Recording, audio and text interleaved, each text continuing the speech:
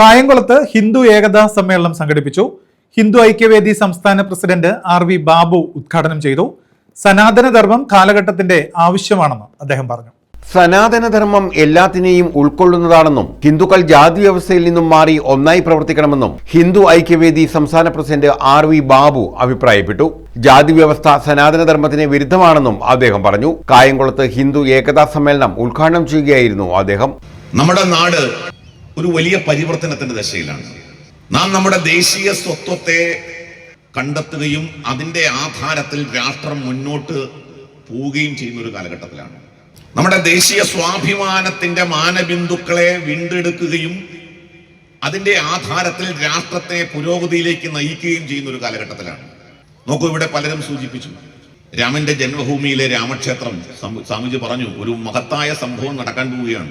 Sunilkumar, V Raghunatha, sister Jayashree, Swami Sunil Sithar, R Gopalan, Haridas, Biju N Pai, P Pradeep Lal, advocate Raveendran, Krishnan Namboothiri, Venugopalan, Nandakumar, MB Ramesh Kumar എന്നിവർ പങ്കെടുത്തു. News bureau, Kayamkulam.